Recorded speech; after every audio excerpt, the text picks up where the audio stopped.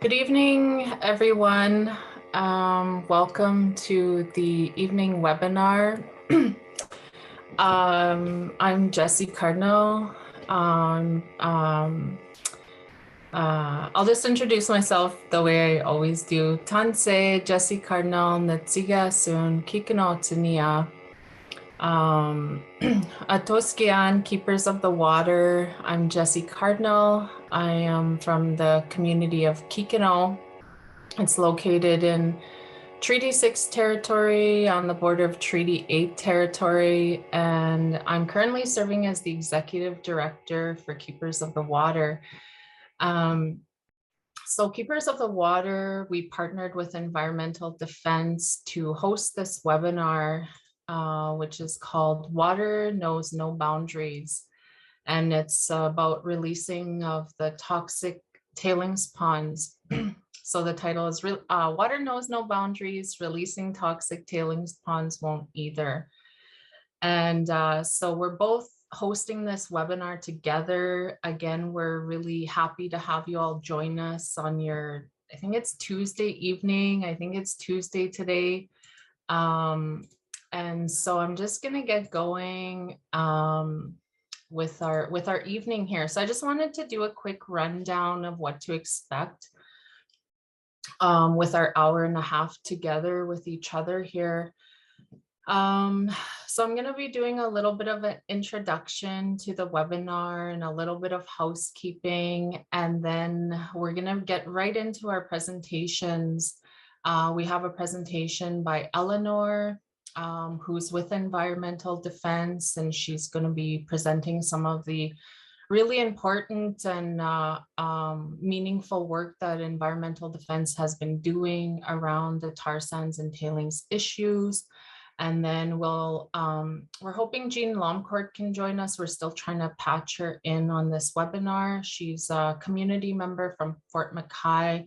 She lives directly, in the Treaty 8 area where the tar sands are situated. And then we have Dene, and also a lawyer, and he'll be talking about giving us some of the legal context and legal issues by some of the current concerns and issues that we're seeing with the tar sands and the tailings ponds today. And then we're going to give you all a chance to ask questions. So as you're going along and you're hearing the presentations, we would just ask you, if you have a question, to hang on to that and just hold it for later, and we'll give you time for. So that was a big breathful. We want to slow down for a minute and take time. We planned this webinar to be on this day. There was a couple of dates we could have picked, but we picked this day. We try and pick significant days because our work is tied into so many things. As an Indigenous-led organization, it's tied into so many things. So first, I'll tell you about Keepers of the Water. So you may not know who we are. We're an Indigenous-led organization, and our main mission is to protect water.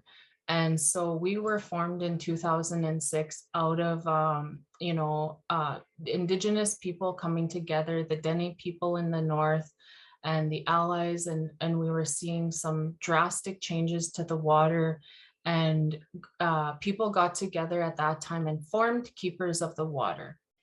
And in summary, there was a declaration made at that time in 2006. And in summary, what that declaration states is that water is sacred and that we must work to protect it. And so throughout all of our journey as an organization, we've been involved in, addressing the tar sands and coal mining and a lot of other issues. It all comes back to water. And so that's, if we ever kind of wonder, like, are we on the right track? We always go back to that declaration and just remember that we are here to protect water.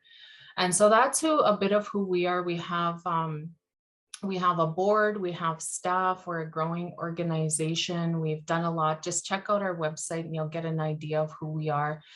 We're governed by co-chairs. We have 3 women that, the Ogamawa Squeo are boss ladies, and those that Sue Duranje, Jean Lomcourt, and Cleo Reese, and they help guide us along with the other women on our board. We have some really amazing women like Josie Auger and Diane Giroux, and they keep us grounded as an organization to make sure, that we are walking in the best way possible in this work, because it's sacred work for us.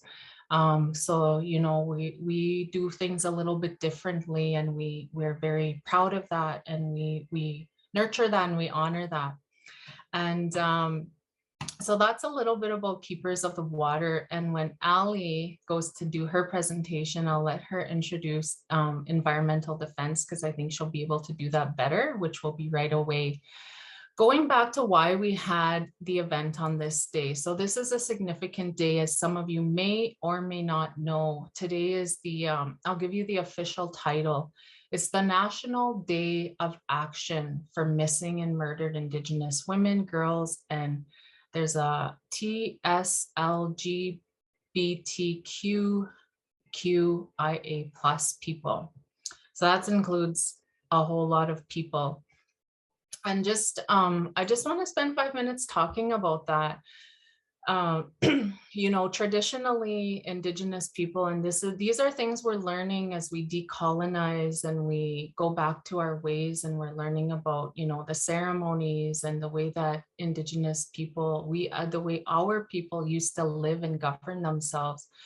And we're learning a lot that there was a lot of matriarchal systems, which means the women used to run the community. So it was like the elder women, so if decisions were going to be made, it was, we checked in with the women, and the women would make the decisions, and they would tell, the warriors, or they would tell the men, what to do. And we delivered the babies, we picked the medicines, we took care of the community. So that's how we were run as Indigenous communities. And it was through colonization, our systems were severely fractured and impacted, because when the colonists came over, they were used to, back where they came from, women didn't have a voice.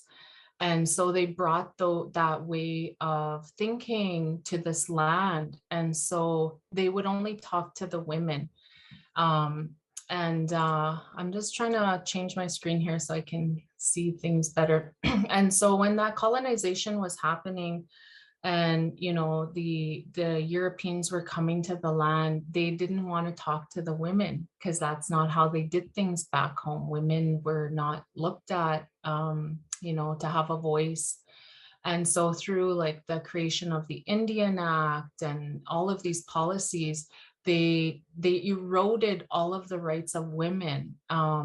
And like women weren't even allowed to vote. That's how they formed this colonial government structure. So even non-Indigenous women were allowed to vote, because that just showed you how the women were treated.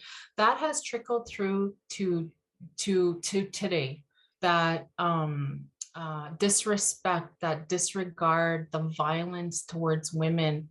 And that's where it started. And sometimes it's hard for people to hear that, because it's like, well, that's not me, that's not how I do it. But it's somewhere down those lines that women were just seen as nothing.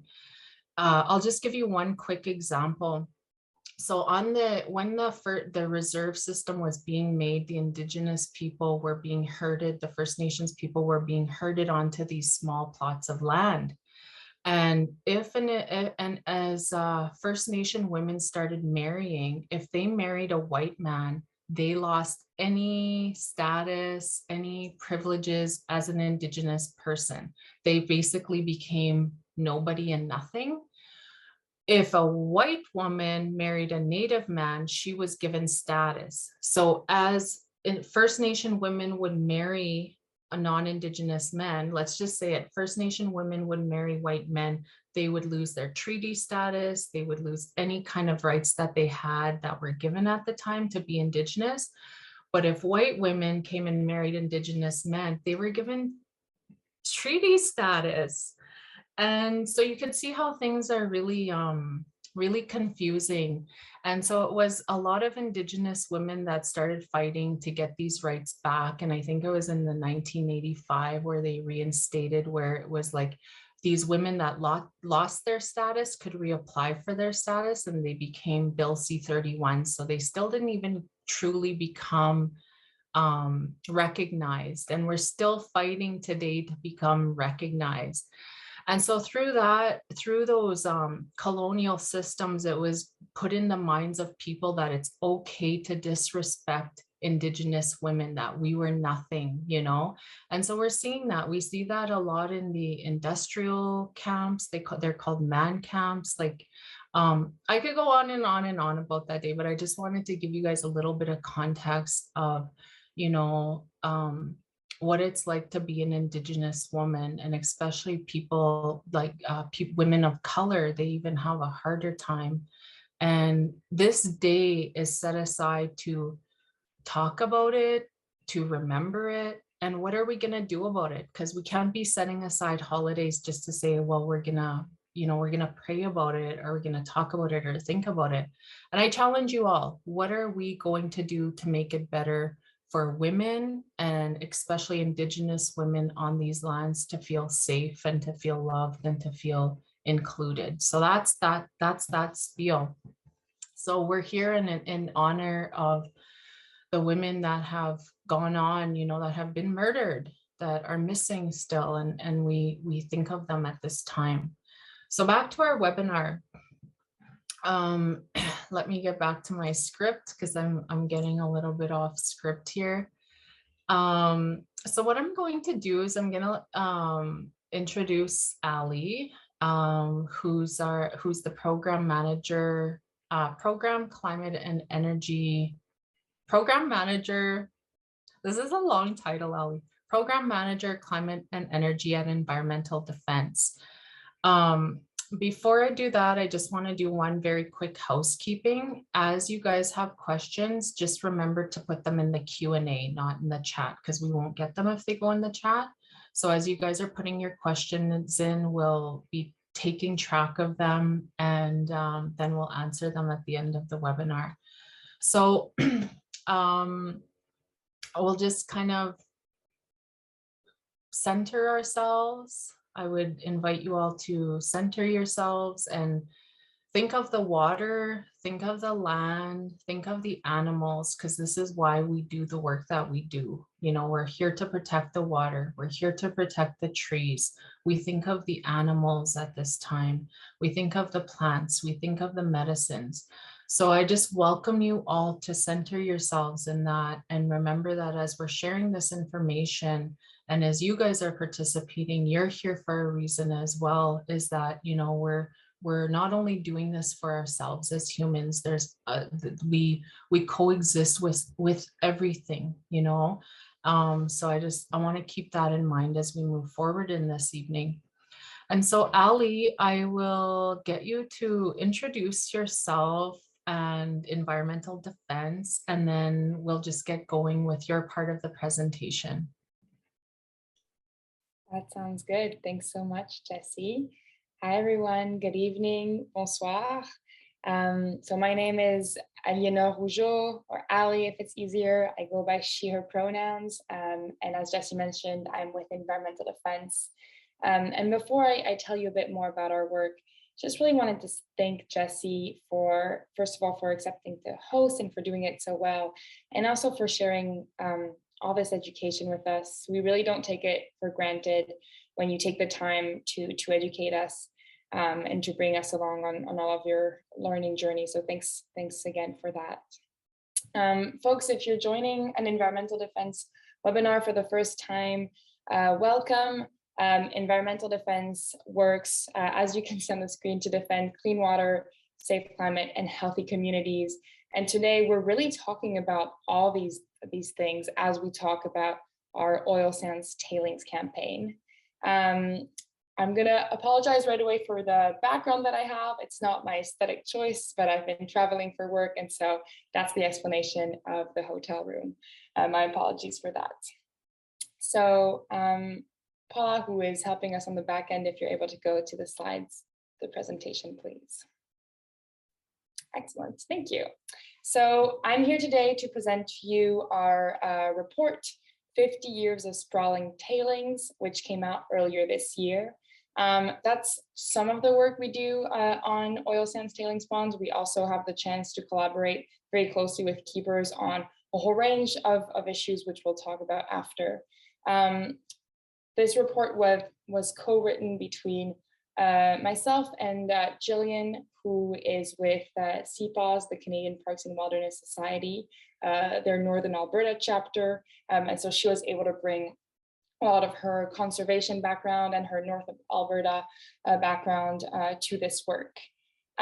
This report was really there to serve three purposes. First of all, we knew that there was an information gap about what's really happening in the oil sands and related to the tailings ponds. And so we wanted to make new information public and available.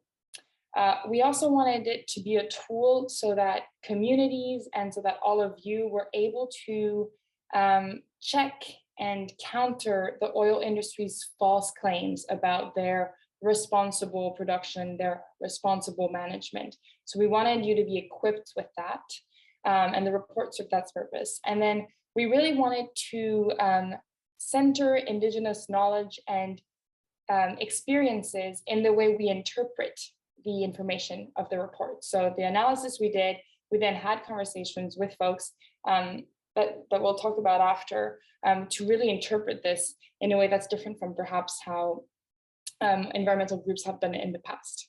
So you can see the cover of the report here. It was based on a series of maps, and I will go into that right now. Let's talk about what are tailings ponds, just in case you're not quite sure as you're joining this. Tailings ponds is really not a good name for the immense lakes of toxic waste that the oil industry has created in order to store their toxic waste. I don't know if you know this, but producing oil from the Alberta tar sands is not a smooth process where you just put something in and then there's just beautiful oil coming out. Not at all. Quite the opposite. It demands a lot of chemicals and it demands a lot of water. So for 1 barrel of oil produced, it takes 3 to 4, sometimes 5 barrels of water. And then all that water becomes toxic waste, which has to be stored somewhere in these open air pits that you are seeing here.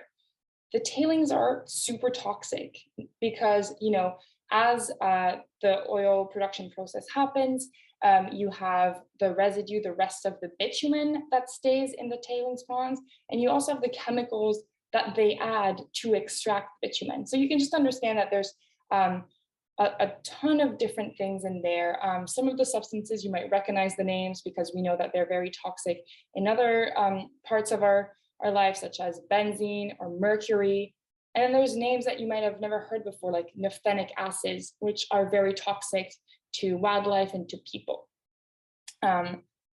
Tailings are, you know, one of the reasons that oil production is so destructive because it's a wasteful production technique.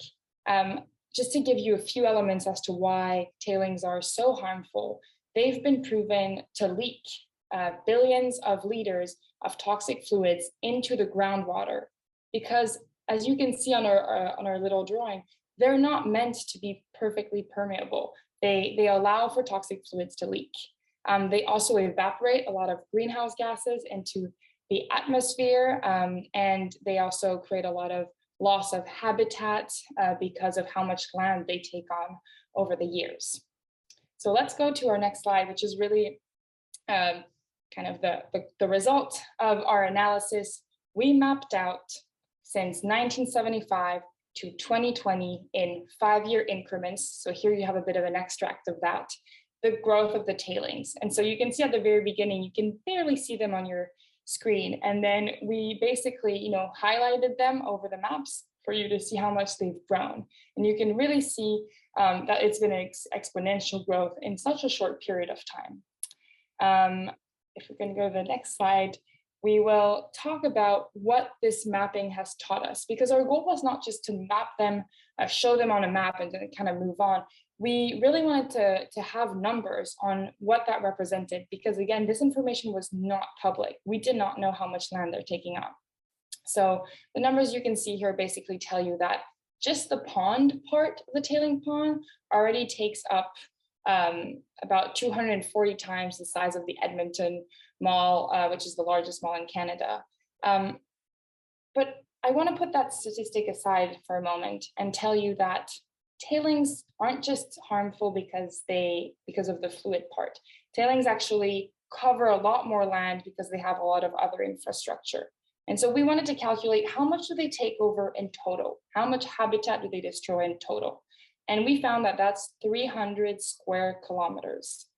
That's 2.6 times the size of Vancouver. That's 3 times the size of Paris. So you have this enormous amount of waste that's taking on enormous chunks of the territories. And then you realize that that's not the whole story, because what we were able to see when we mapped out is not only how big they are now, but how much they've grown. And since the 2000s, they grew 300%.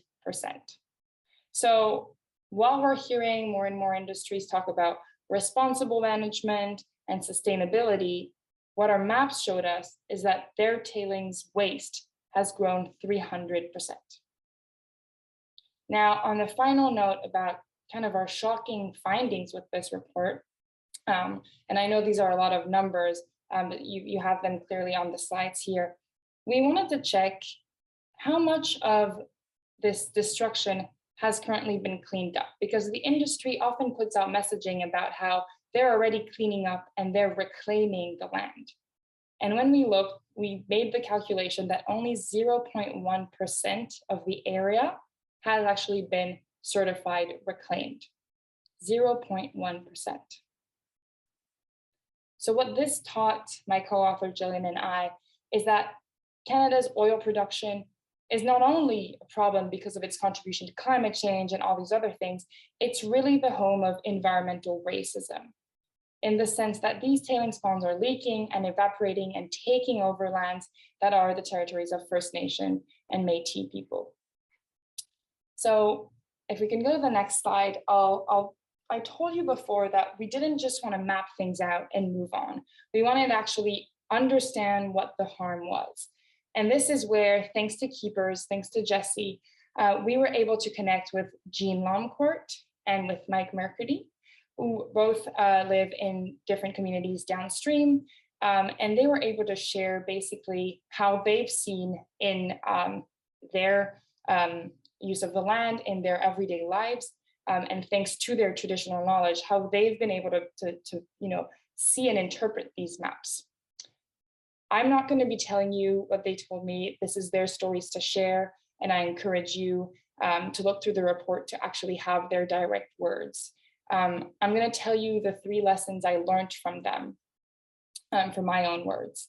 I learned from them that language really, really matters, and that industry and government is particularly good at using language to minimize the problem.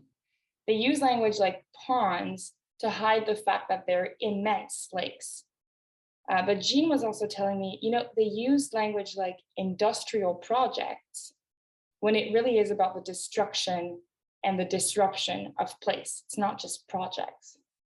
They use language like reclamation, but Jean said that, for her, reclamation is when it ends, when herself as an Indigenous woman has access to the land again. So really telling me that we need to pay close attention to those elements of language, because they're often used to make it seem like the problem is less of a problem. The second lesson I really learned from them is that the harm that's done by the tailings is, we can really qualify it as environmental racism, because it affects the fundamental practices, fundamental parts of life for Jean and Mike. They talked about how it impacted how they're able to fish and do teachings on the land and all these other things that I encourage you to actually read through in their own words in the report. And hopefully if Jean is able to join us later on, she'll be able to speak to it herself. And then they taught me this third thing, which is something that all of you probably have heard before, but sometimes it's really important for us to let it register, is that nature doesn't work in silos. Nature doesn't work in a project per project situation. And so while industry will do its best to try to convince us that they're just responsible for one of the ponds or two of the ponds, well, the people that are facing the consequences have to deal with all of them. And so this was a really important learning in the way that we can't just look at it from a one project per project, but look at it in the sense of all the impacts at once, what we call cumulative impacts. So these were the direct learnings that we had in the report. So what you just heard from me is the direct result of our maps, which show how much the ponds have grown, how much space they're now taking over, and how little has actually been cleaned up. And then you've heard what kind of harm that's actually doing to communities.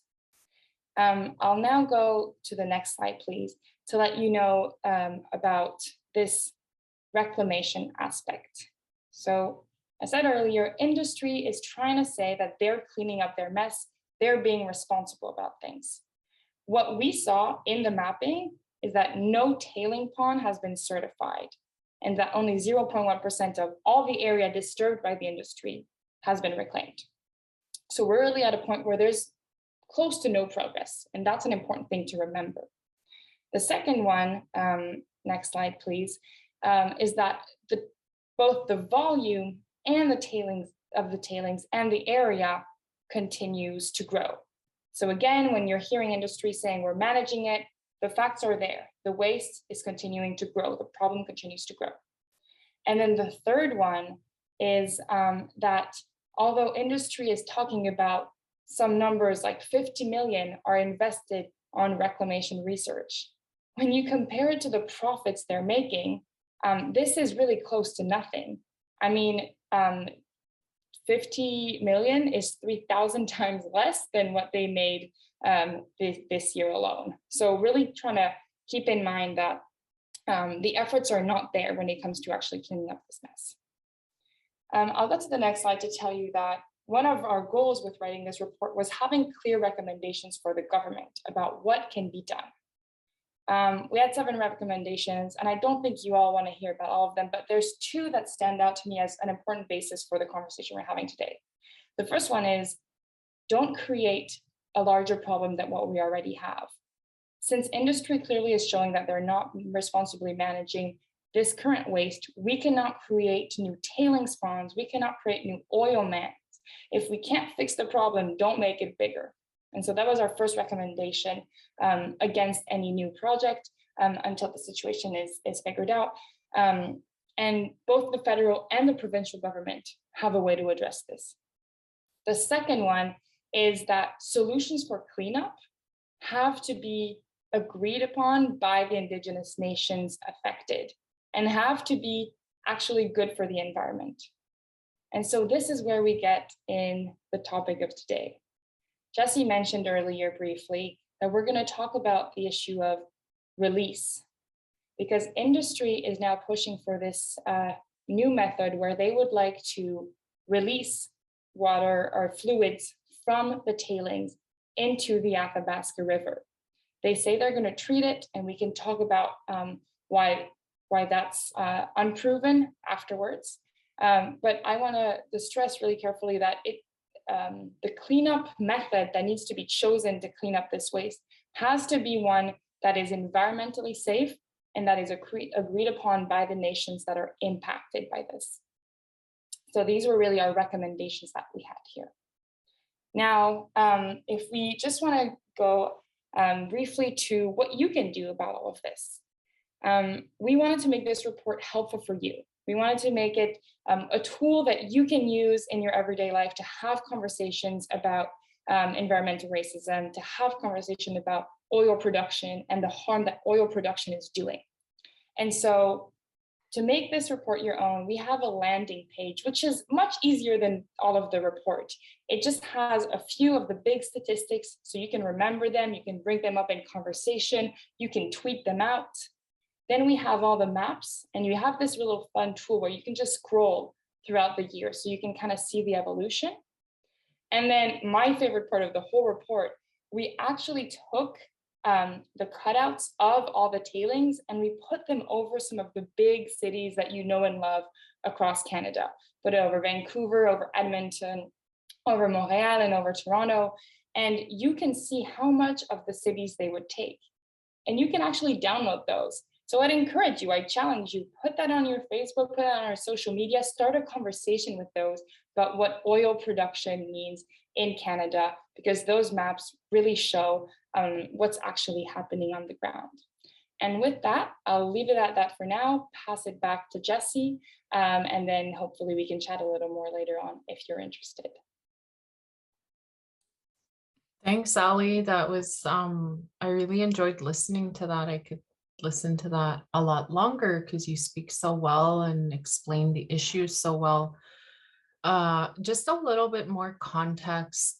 I'm not sure where the audience is at for understanding about the tar sands, as we call it. Some people call it the oil sands, or the tailings ponds. So the tar sands are located in Northeast, what's colonially known as Alberta and Treaty 8 territory.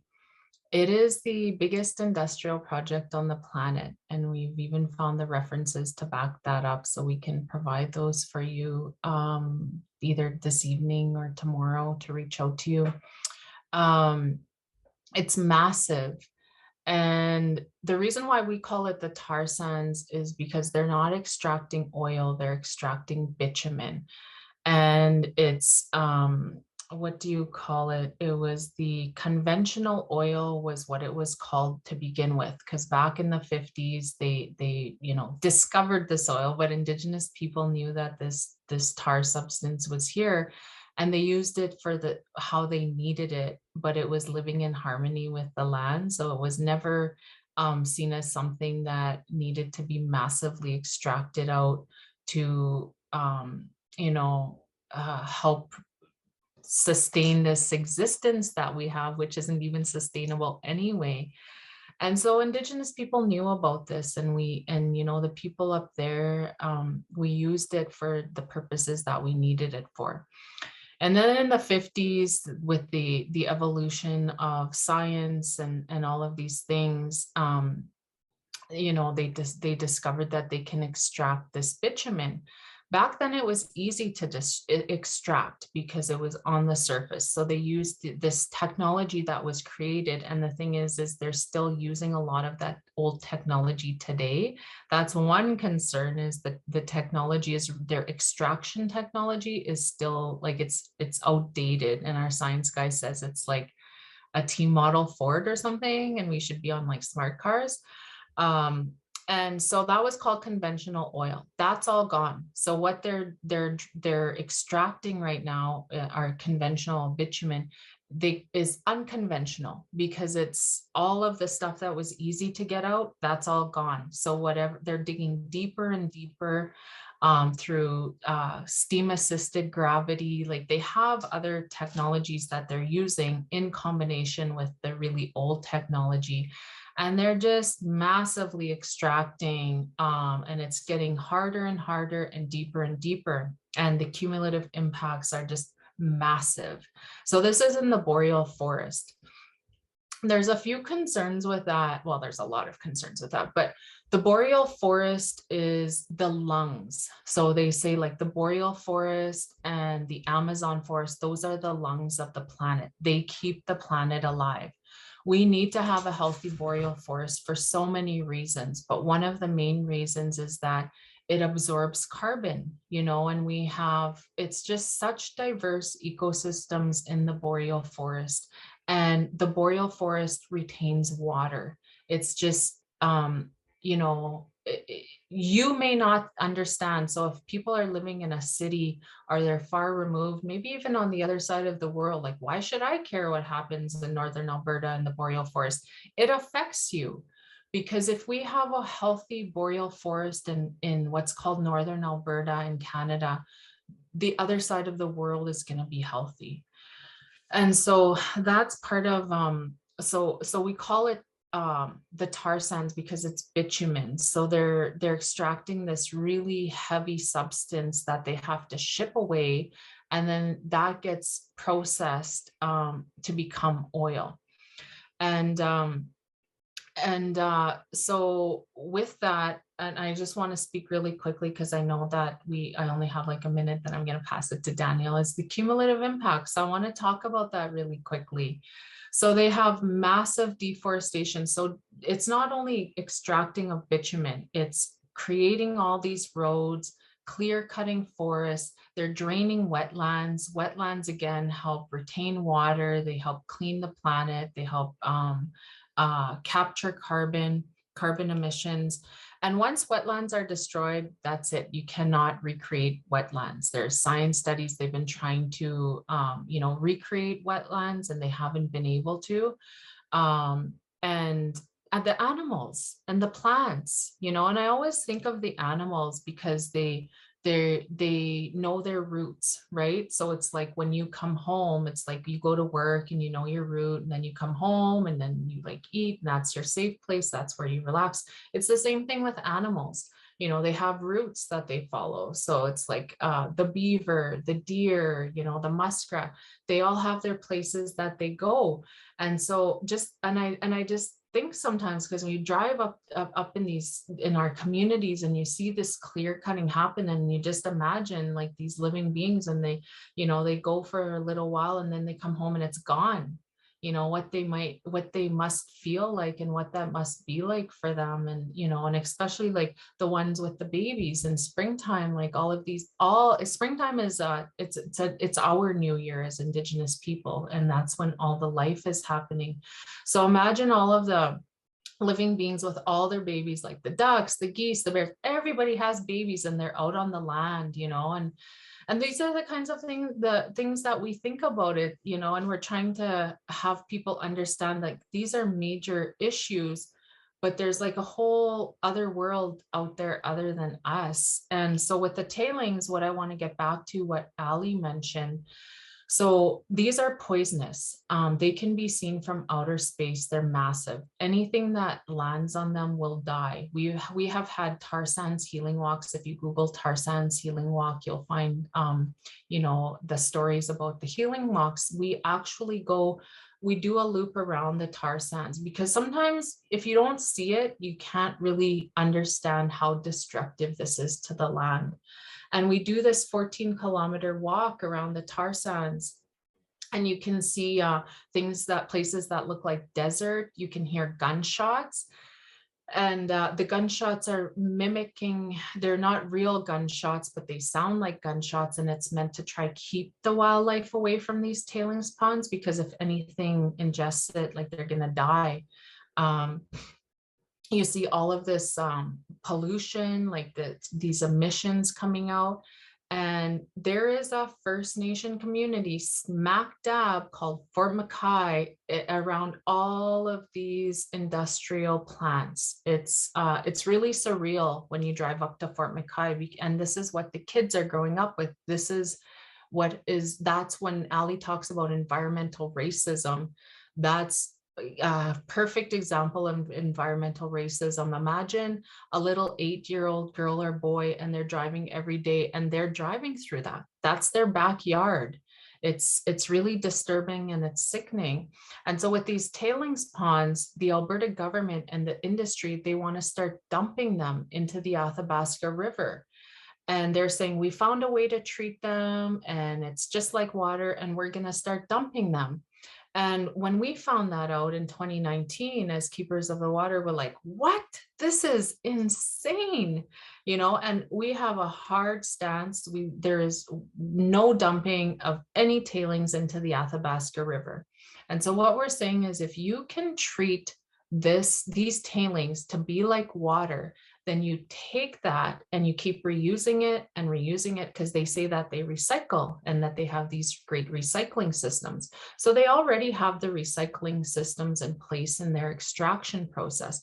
So they don't need to, and I always say it will become from one of the most destructive projects on the planet to one of the most efficient, because they won't be using any fresh water. They use I think it's like 6 barrels of fresh water to extract 1 barrel of bitumen. So they're taking massive amounts. That's another thing when we talk about cumulative impacts, and I'll wrap it up right quick.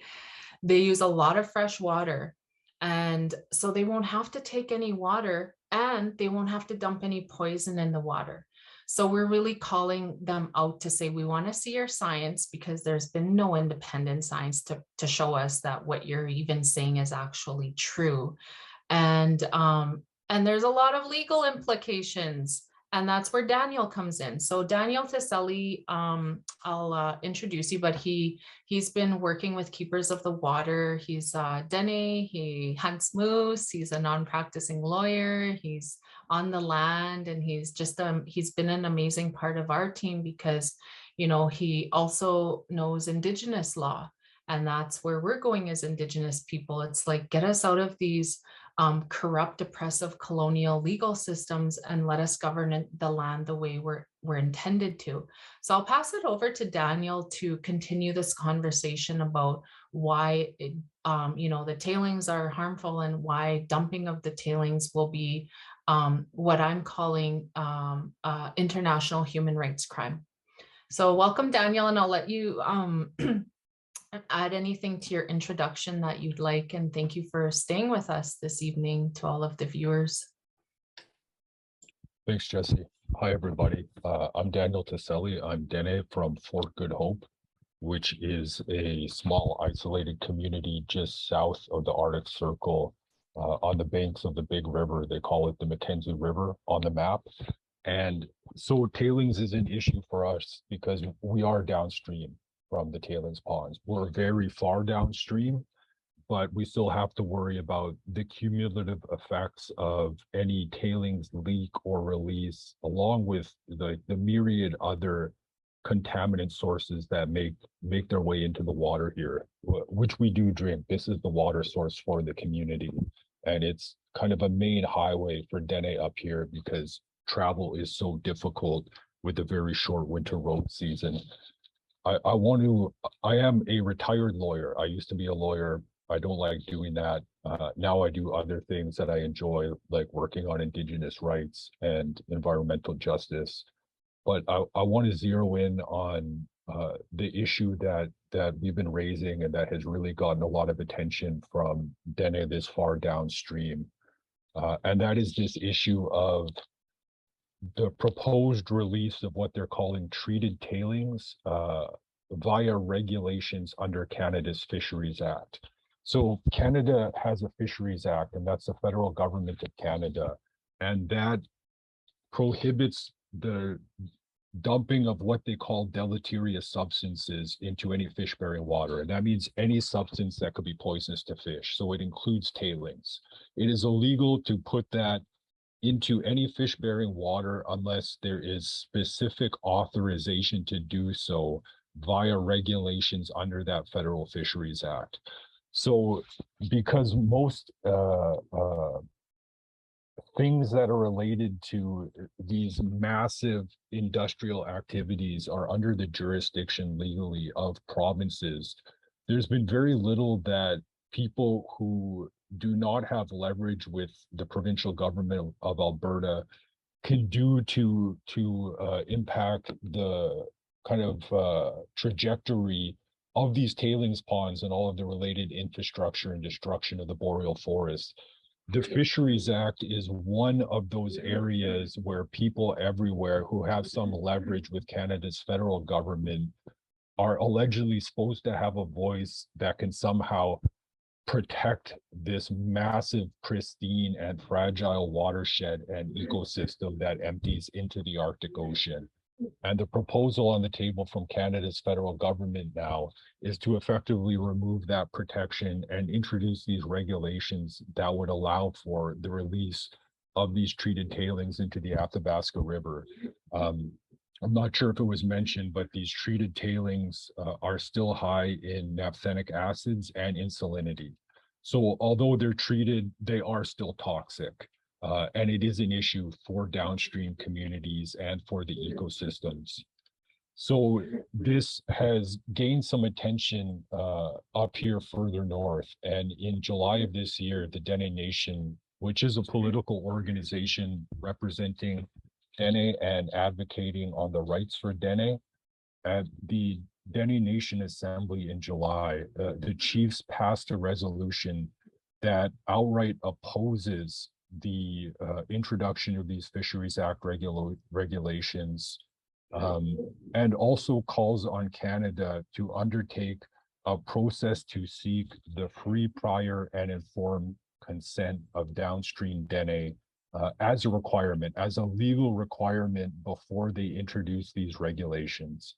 And I want to talk about that very briefly because I think that's something, that's a perspective that is shifting. And I think we're going to see that be more prevalent in the discussion about these proposed Fisheries Act changes. We're dealing with a colonial legal system that is really premised on values and doctrines that are centuries old, and that are effectively outdated now.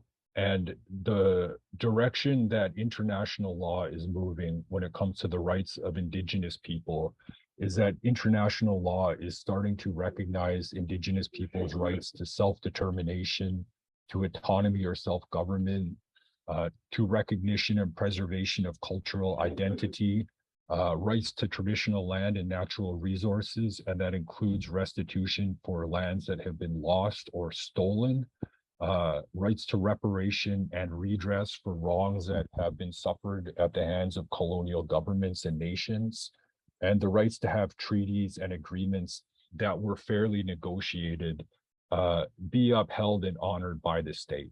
So this is the direction that international law is moving in.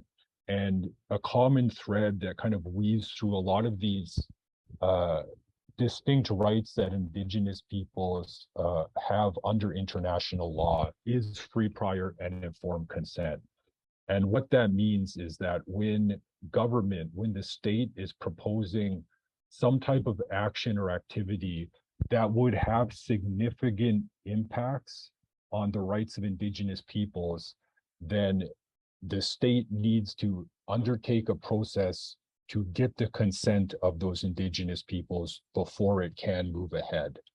And this process, in this process, the consent needs to be free in the sense that it's not coerced, and that there's no bullying or issues of duress involved in gaining that consent.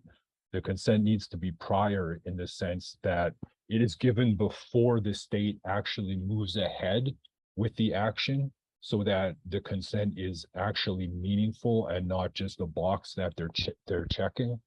And the consent needs to be informed. And that means that Indigenous people need to have access to all of the information that's needed to understand the issue and make a decision. And they also need to have the time and resources available to them to go through that information in order to make that decision. And in cases where the potential for an impact to rights is severe, then the way international law is moving is that consent is a requirement. It is not just a process. If the government does not obtain the consent of impacted Indigenous people, they cannot proceed with the proposed activity. And again, this is new evolutions in international law, and Canada's legal system, things like Section 35 and the jurisprudence that has kind of been developed under that are not recognizing this yet. And I think we're going to see this discussion start coming more to the forefront on issues like this tailings release issue and the proposed regulations under the Fisheries Act. And that is a direction that Dene up here are starting to take when we're pushing back on Canada's federal government with this proposal. So I will leave it at that so we have time for questions and answers. Thank you, Masi. Thank you, Daniel. So for those of you who don't know, the Dene Nation is massive. It's I don't know how many nation communities there are up there. Sorry, I just have to have a sip of tea here. But every year they have a gathering. It's called the Dene National Assembly, and all of these Dene Nation communities get together in Northwest Territories once a year to talk about issues. They agree on things. That's part of their governance structure. And they pass these resolutions where they all agree, these Dene nations are all agreeing that this is an issue of importance. And so what Daniel said was in July this year, they had their Dene National Gathering where all of the Dene nations came together.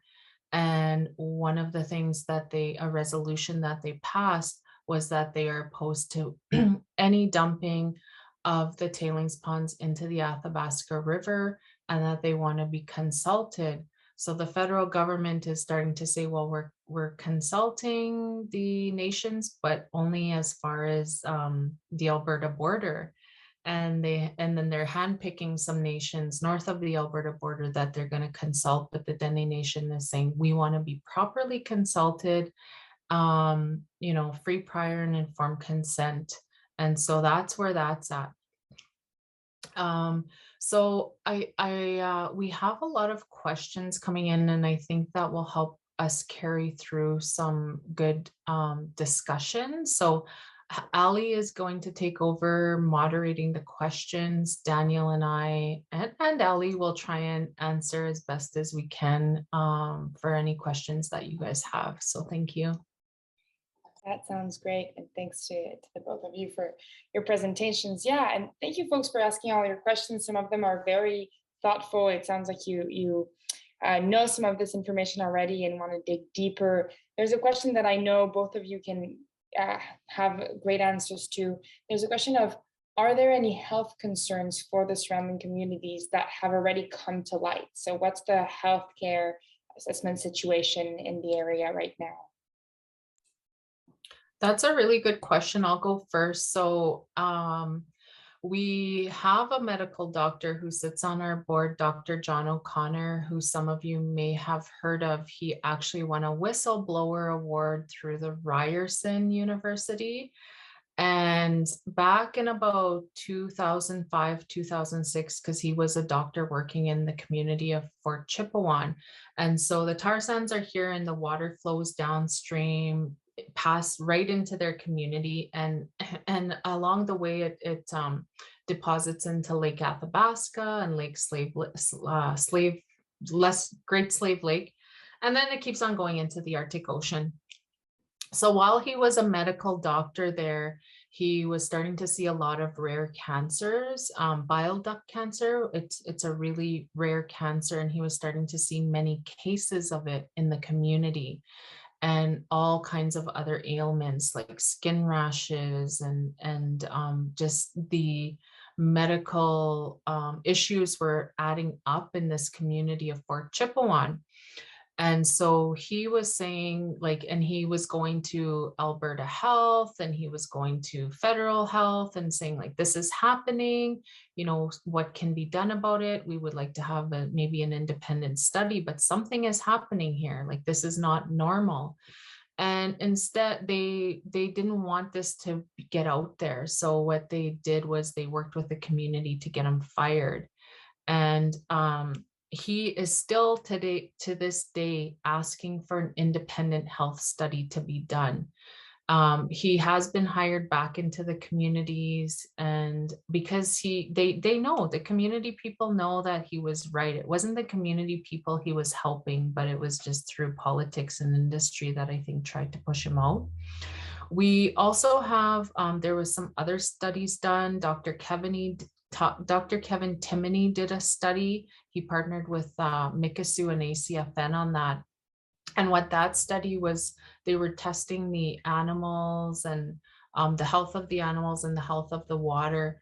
And what they were finding through that study, and we have links to these studies, is that the Athabasca River flows north, and then there's Lake Athabasca, and that's where Fort Chipewyan is located off of. So that's where they do a lot of their hunting and fishing, off of Lake Athabasca. And through that study, he was finding that there was higher deposits of mercury and arsenic. So it doesn't just flow smoothly and dump out into the Arctic Ocean, you know, as you have lakes and ponds, that these deposits of chemicals, these chemicals deposit there. So there was that study.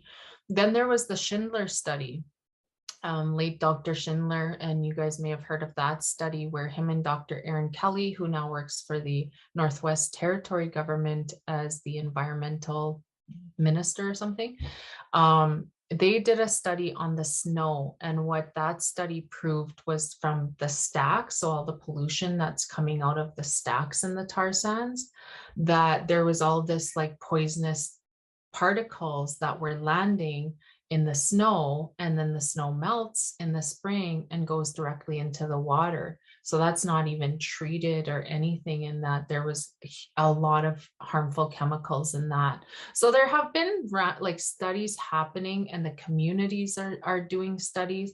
But I'll just say this, the one thing that the industry has been good at is silencing people. So they have the communities gather all this really good information on health, the impacts to health, the impacts to animals. You guys might have seen the two-headed fish that came out, the fish with cancerous sores. If you Google that, I think it's cancerous fish, and for Chippewan, you'll see Dr. Schindler at that time when they were doing that studies, they found that fish.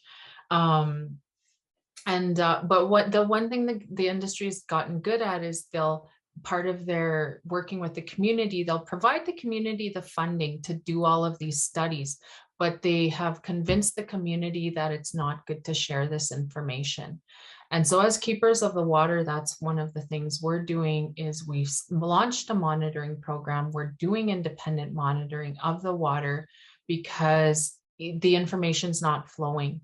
Either the communities have been led to believe, for whatever reason, that they shouldn't share this information, and the government doesn't have a consistent, reliable monitoring program. So there's a need for an independent monitoring program and an independent health study. And I'm not saying that the communities, like, we have a respectful working relationship with the communities, but it's complicated because a lot of these people work for industry. They have agreements with industry. And so, yeah, so I'll just leave it at that. I don't know if that answers your question. I think that was very helpful in understanding there's so much evidence already showing there's health impacts. And yet now they're considering putting more dangerous stuff in there. Daniel, did you want to add anything related to this healthcare question? No, I think Jesse covered it well.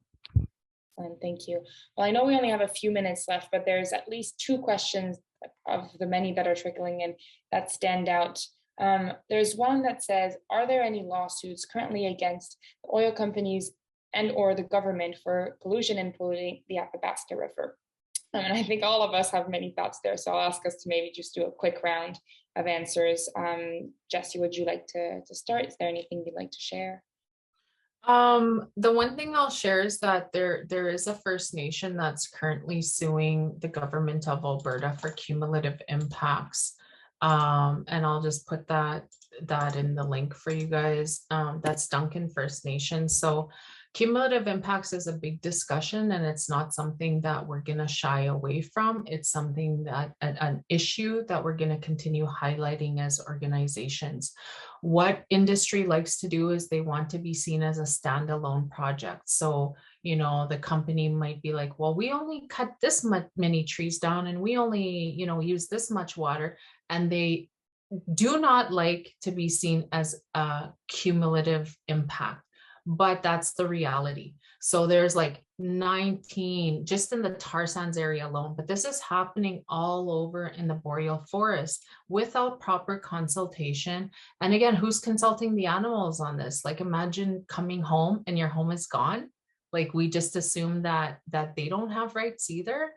And so this First Nation is suing for cumulative impacts. And then when I talked about the complex relationship that these communities have in the tar sands, like Fort McKay, Mikisew, and ACFN, is they have agreements with these companies, but they have intervened. They intervened to stop Tech Mine. Tech Mine was, because there's a line, it's the fire, it's called the fire bag. And the elders said, we do not agree to any industrial activity past this line, the fire bag line. And the Tech Mine was going to pass that mine. So then that's when the First Nations intervened to stop that from happening. So together with the First Nations and the environmental organizations, Keepers of the Water intervened, we stopped that mine from going forward. But it's like a virus. They keep coming back, and it's just so hard to get rid of. So I'll let Daniel go next. I don't have a lot to add. I'll just throw out something really controversial that I did there, which is that Canadian law has been built over centuries on really oppressive kind of doctrines like colonialism and patriarchy, and is, in a sense, has been designed to protect these industries to the detriment of Indigenous nations and their rights.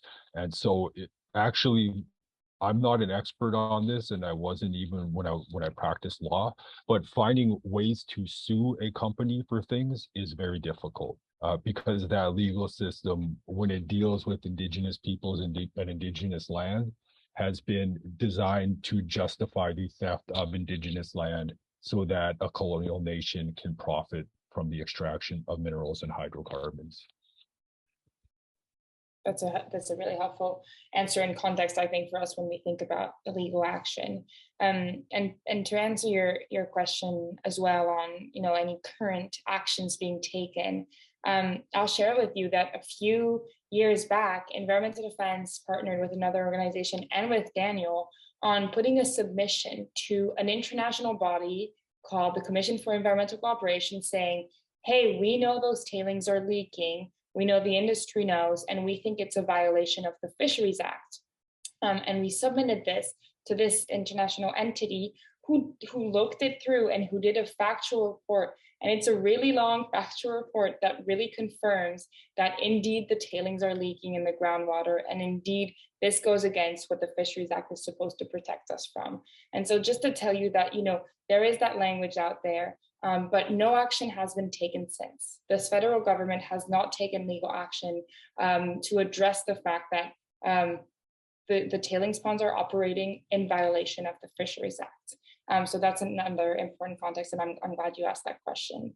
I'll go to our last question, but before that, I might ask our wonderful folks that are helping us backstage, Maddie and Paula, if they want to link to two calls to action for you. As you might be feeling some of our anger on the issue, maybe you're feeling it too.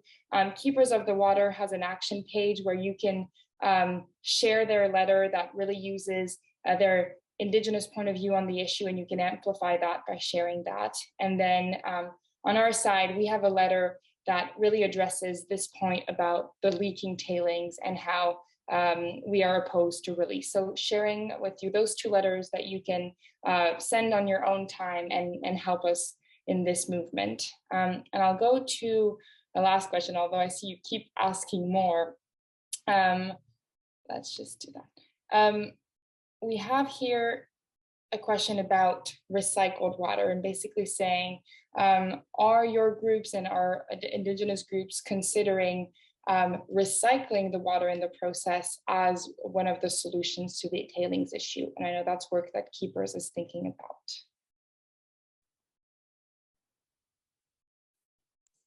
I was reading the questions. Can you repeat that? Yes, absolutely. So the question is, this person is suggesting that the production process should recycle or reuse the water instead of releasing it. Is this something that our groups are looking at, and what's our position and whatnot? Yeah, that's what I already mentioned, is that that's our stance. We are opposed to any dumping of any tailings, treated or not treated, into the Athabasca River.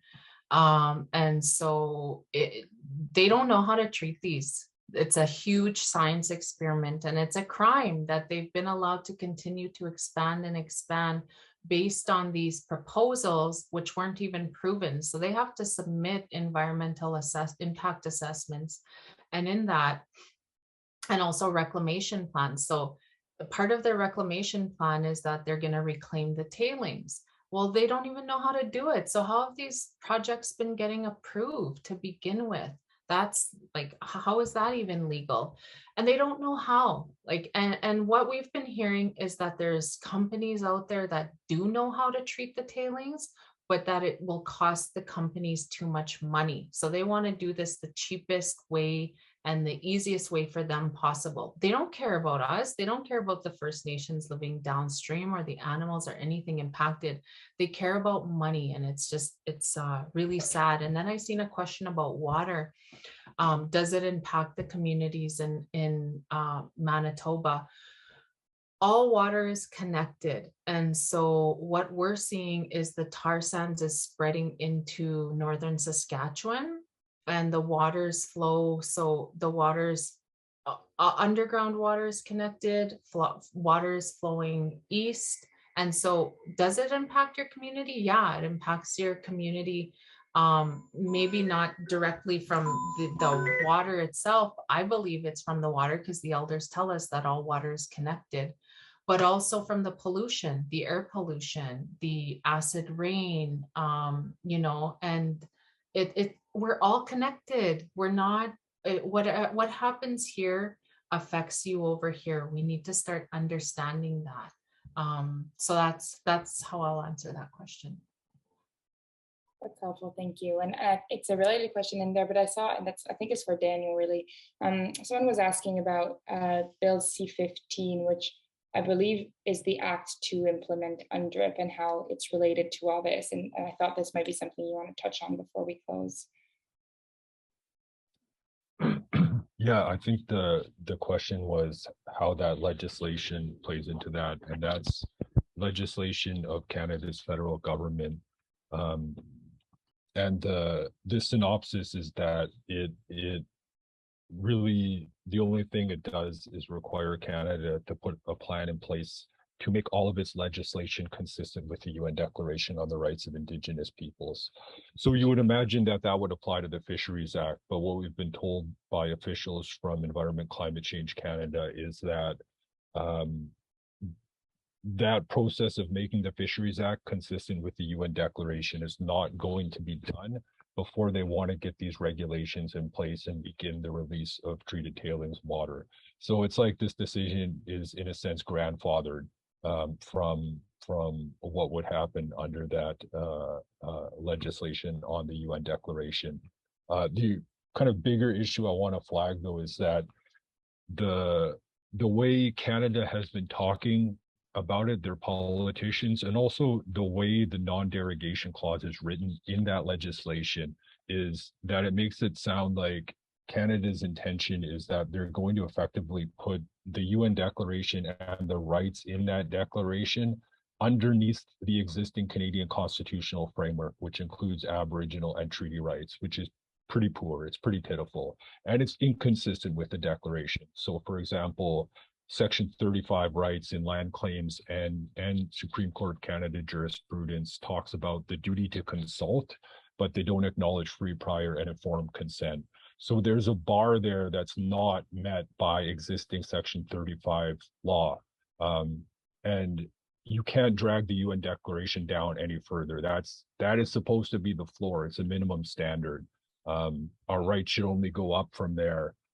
So the UN Declaration is the floor, and Section 35 is like the basement. And that's what Canada is trying to do with the UN Declaration by the way that legislation has been drafted. There's been a lot of people flagging that. A lot of us flagged it during the engagement process when they wrote that legislation, and they didn't change it. So we don't have any actual legal test of what that legislation means. And it's not written like other legislation that implements international law or agreements. But the indications are that they're going to try to water down rights around free, prior, and informed consent and effectively make them meaningless. Thank you. I want to thank you all for joining us tonight. And, you know, in the closing part of our decolonizing work that we do as an Indigenous organization is, you know, learning our language. That's a big thing. And um, uh, connecting to the land. It's called resurgence because it, and or you know, the doing the things that we've always done. So it's not, we're not doing new things, it's we're returning to our ways, the things that we've always done. So, you know, hunting, fishing, trapping, these kinds of things. Um and ceremony, prayer is really important, you know. And so as Indigenous people, it's like it's not just a one track mind of like, this is what we're doing. It's a part of who we are, you know. And so we have a lot on our shoulders as this generation is coming up, because we have to keep our languages alive. You know, the languages have all become, through genocide and through the residential schools, that the languages were almost lost. So, you know, we're relearning our languages. You know, we're returning to ceremony, we're returning to the land. A lot of us were raised on the land, but we're also building that deeper connection with the land, you know, of that the water has a spirit. And the one thing that I was taught recently, I want to share with you guys, is that everything has a spirit. So the tree has a spirit, the beaver has a spirit, the firefly has a spirit, and they're all the same. No, and we have a spirit, and our spirit is not bigger than the firefly spirit in the spirit world. So we're not above any of these things. And so, you know, as Indigenous people, that's how we move forward in our walk in this journey, because we understand that we're just here for a short time, but then we have generations coming up after us, you know, our children and our grandchildren. They say 7 generations. We think about them, and we think about, what is this place gonna be like in 50 years, you know. And we sit at these tables with industry and the governments. They're not thinking about stuff like that. They're thinking about these words called values, like values as in money values, resources, dollars, money, economy. That's their language they speak. And it's just, for us, it's like a really two world views that don't align, you know. And we work with allies like environmental defense and other allies who understand, like, you know, through these harms of colonization and the residential schools, it didn't only impact Indigenous people, it impacted everybody. We're all hurting. And so what can we do to make things right? And the allies that we have on our board as keepers of the water who are non-Indigenous, what we call an ally is they first acknowledge the harms of colonialism. They acknowledge the harms of genocide in residential schools, and they want to make it right. And how you make it right is you give voice to Indigenous people. You know, you let Indigenous people lead, because we have the solutions. It wasn't all lost, you know, and that's what the government wants you to believe as well, is that we know nothing because it was all taken away. That's not true. It's amazing how much knowledge is still there on how to take care of the land and how to take care of the water, you know. And there's so much teachings, like these creation stories we're learning. We partner with a place called Kaniasik Culture Camps, Kevin Lewis, and you know, and they're bringing all these teachings back. They're spending time with the elders. We're spending time with the elders to learn these teachings, and when you learn them, it gives more meaning in life. And so here we are, all of us, you know, we all have a responsibility. We all have a responsibility to take care of water, to protect what's here. And that's part of reconciliation. And so when people say, well, you know, what's reconciliation? And for me, I thought, well, what can I do to be reconciliation? But what the elders taught us is that it's not for us to reconcile, it's for the non-Indigenous people to reconcile. So how can you guys reconcile? You know, and those are questions that sometimes people have, is like, how can I help to repair the damage that's been done? Because you're affected by it, I'm affected by it, and our future generations are affected by it. One of the things we say is land back, you know, is like, The Indigenous people only have 2% of all of the land in Canada because we were forced into these small plots of land. We're outgrowing them because we're recovering from genocide. So our people are having these babies and we're growing and growing, which we're supposed to do. And so it's like, we need some of this land back. We're not here to like kick people off and like go back to your country. That's not what land back means. It's like, we want you guys to urge the provincial, the municipal, and the federal governments to give some of these land back to the First Nations. Other ways you can help: sign these letters. Environmental Defense has a letter. Keepers of the Water has a letter. The letter we have, it goes to Minister Guilbeault, and it's basically saying we do not support any dumping of the tailings into the Athabasca River. And then on a more personal level, we say, well, how can people help? Build your relationship with the water. Pray for the water. You know, if you're out by a lake or by a river, take time to build your relationship and say a prayer. Even with your glass of water, just understand that water gives life to everything. You know, and be kind to people, like teach our children. And I'm sure you guys are all kind, I don't doubt that, but I see a lot of racism. You know, I'm with it's sickening. It's like sad how people treat people based on the color of their skin. It's like, you guys, like, we're done with that. Like, let's move on as a society. So, you know, there's so many ways that we need to move forward together on this land, but it's really about giving Indigenous people, not giving, because they're not giving it, but you know, respecting that space and respecting Indigenous people's voices. So as you go to sleep tonight, you know, and you guys are getting ready, because I know some of you, it's late where you are, take time to think about the water, think about the animals, you know, and think about it's not only us living in this planet. And what the one thing the elder told me, we were out in the bush yesterday with some elders, is we're all connected. So if that little bug ceases to exist, it affects that whole chain of life. So just remember that we are all connected, you know, and so while you may not think you're connected to these issues, we are all connected. And so let's continue having these conversations and, you know, working together to stop this corruption that's happening and to work to protect water. So I want to thank you all. I send you all off with, you know, feelings of peace and joy and hope, because there's a lot of hope in what we're doing. And we do believe that, you know, we will protect the water. So hi, kinana skomp nawal, and we hope to see you guys all soon again. Have a good evening. Thank you. Have a good evening.